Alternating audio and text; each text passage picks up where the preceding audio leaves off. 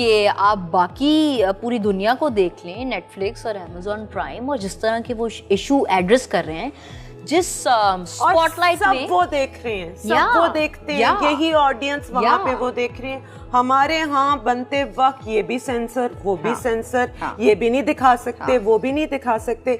तुम young generation frustrate नहीं होते? Just imagine that woman in their light nowadays it's more like lust stories. Yes. Or it's more like lipstick under my burqa.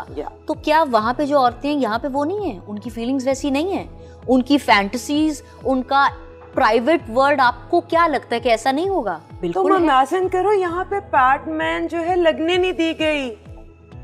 एक इतनी educative film थी यार, इतना सिखाया उस फिल्म ने लोगों को, वो कितनी जरूरी थी यहाँ के लिए। और वो तो बल्कि आपको अपनी बेटियों, अपने बाकी सब यंग जनरेशन को दिखानी चाहिए ताकि वो अवेयरनेस आए। नहीं दिखानी। हम अच्छा, सेंसर के बारे में तुम्हारे क्या ख्यालात हैं? किस हद तक होना चाहिए? एक क्रिएटिविटी को आप किस हद तक सेंसर कर सकते हो? और अब क्या हमारा मुल्क रेडी नहीं है सच्चाई देखने के लिए? अच्छा, अगर आपको लगता है कि अब आजकल के दौर में आप सेंसर से एक चीज को बाहर नहीं निकलने देंगे, तो ये बहुत बड़ी बेवकूफ़ी है। क्योंकि प्लेटफॉर्म्स बहुत ज्यादा हैं। बिल्कुल हैं। आप रोक लेंगे, आप उसकी स्क्रीनिंग रोक लें, लेकिन अगर वो किसी और प्लेटफॉर्म से, किसी और मीडियम से आ गई, देन व्हाट?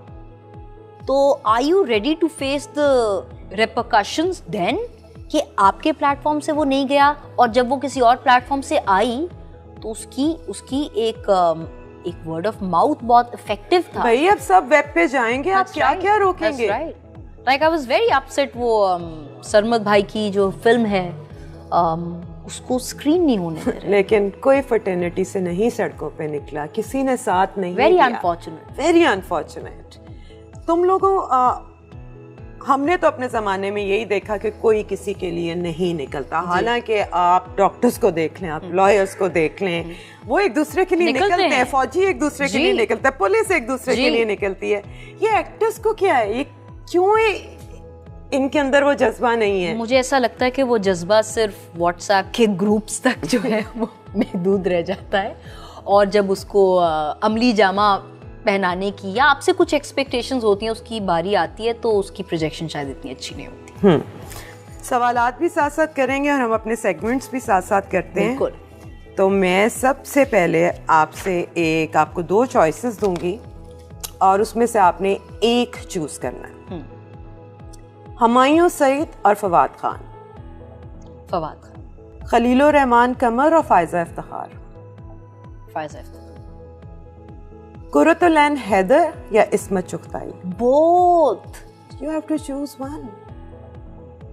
जब मैं कुर्रतुल ऐन हैदर जी का सुनती हूँ तो इट्स नज़ारा दरमिया है, और उनका इस्मत चुगताई जी का Lihaaf, both are my favourites. Ismat Chughtai. Oh, really? दिल पे पत्थर रख के। Really? Okay. नुमान इजाज और फैसल कुरैशी। नुमान इजाज। एहसन खान और इमरान अशरफ। हाय, ये बड़ा मुश्किल सवाल आपने डाला। एक मेरे पहले हीरो थे और एक मेरी फिल्म के पहले हीरो, बोथ। इसमें तो टाई प्लीज करने। चलो माफ किया। माहिरा और सबा कमर। महविश हयात और माया Ali.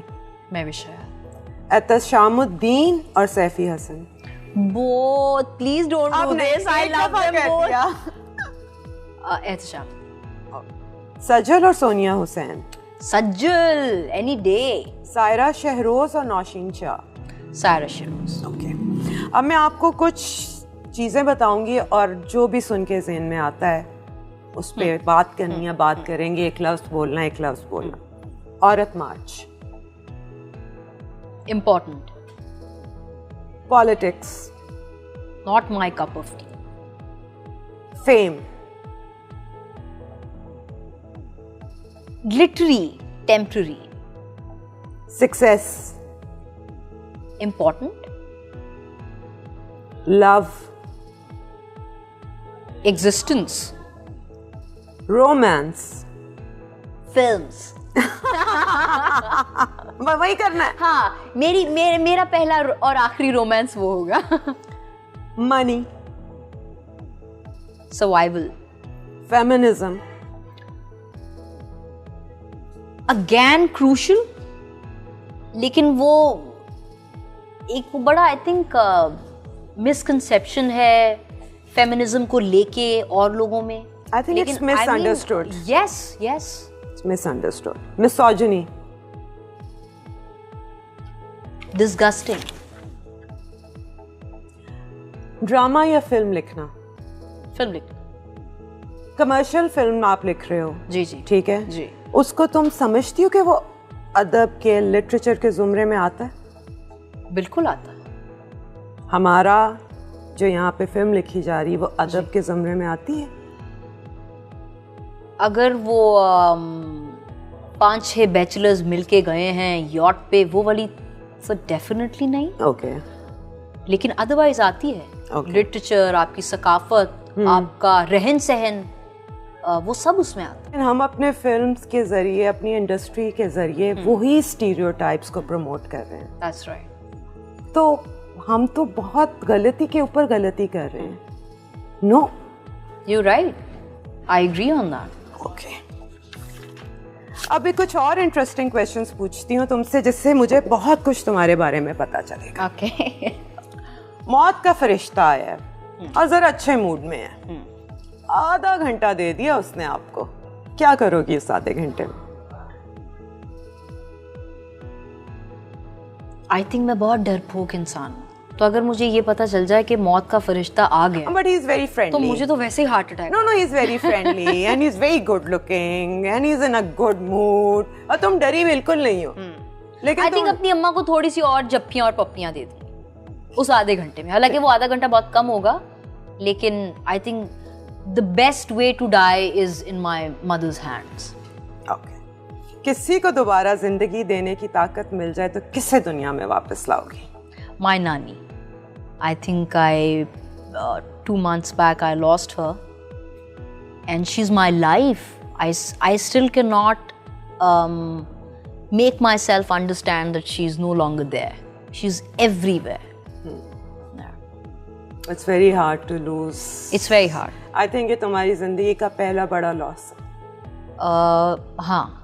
In fact, this is the first time I was watching a funeral so closely. जो गुस्ल देते हैं, मैंने जिंदगी का अपना पहला गुस्ल अपनी नानी को जो है वो दिया. These are very very hard moments. और ये सारी जिंदगी साथ रहेंगे, मैं भी बता दूं. बिल्कुल. जादू की छड़ी मिल जाए और तुम किसी को भी इस दुनिया से गायब कर सकती हो, किसको करोगी? बहुत सारे लोगों को जो मुझे बिला वजह गुस्सा चढ़ाते हैं. किसी को गायब नहीं यार. सोच लो. इतना गुस्सा नहीं आता कि किसी को गायब कर दो. मतलब वो खुश रहेगा जहाँ भी होगा, पर गायब हो जाएगा? नहीं. कोई आकर ये कह दे कि मैं तुम्हें जानवर बनाऊंगा, और बनाऊंगा जरूर, लेकिन तुम चूज कर सकती हो कौन सा जानवर बनना है, तो क्या बनोगी? आई थिंक शेरनी. आहा. Any day. ओके. जो मैं रियल में भी हूँ. ओके. अगर दुनिया की टेंशन मिल रही है आपको, सब आपको सुन रहे हैं और आपके पास 30 सेकेंड्स हैं, क्या बोलोगे? Let go, let go, let go, let go, let go, let go, please let go. ये बहुत छोटा सा लफ्ज है, लेकिन ये बहुत पावरफुल लफ्ज है. Let go your negativity, let go your insecurities, let go your catharsis, let go your stupid tensions, जो कि टेंशंस नहीं है, लेकिन आप इतनी मोमेंट्स उनकी वजह से गवा देते हैं. You think it's easy? It's not easy, but as long as you're trying to be in that zone, and you're trying to relax yourself and be away from all the, for instance, I'm not in the social media race. मुझे नहीं 1 million, 2 million, 5 million followers करने, ये मेरा गोल नहीं है. तो आसपास के लोग जब आपको आके कह रहे हो कि नहीं दिस इज इम्पोर्टेंट, आप कितनी बड़ी अदाकारा हैं, वो तो मिलियंस देख के पता चलेगा. कितना ब्रांड्स आएंगे आपके ऊपर. I don't give a damn. Brands नहीं आए, अगर उनको मेरे नकली नंबर देख के आना है तो खुदा के लिए ऐसे ब्रांड्स नहीं आए. पर ये तो एक प्रैक्टिकल जिंदगी है अमर, क्या प्रैक्टिकल नहीं होना? इतना प्रैक्टिकल नहीं होना. Actually, this is the reason why at this stage I wrote my first feature film, because I was away from ये जो सारी नॉनसेंस थी ना, ये जो इंडस्ट्री बेस्ड नॉनसेंस है जिसके लिए आपको ट्यून किया जाता है, प्रिपेयर किया जाता है. मैं नहीं हूँ. प्रेशर्स. मैं नहीं हूँ. कि यहाँ भी जाना है, वहाँ भी हाजिरी देनी है, तस्वीर इंस्टा पे लग जाए, इंस्टा स्टोरी लग जाए, आज एक ट्वीट हो जाए। In fact my PR also complains that with me कि I don't regularly send them the photos and I'm not very active and all, but that's how it is. लेकिन हमारे इन चीज़ों की तो सबको ज़रूरत है आजकल, इसके बगैर तो किसी का करियर चल ही नहीं रहा।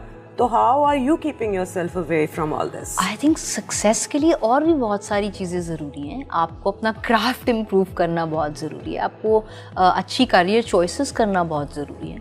तो आई थिंक हम उस पर क्यों नहीं कॉन्सेंट्रेट करते।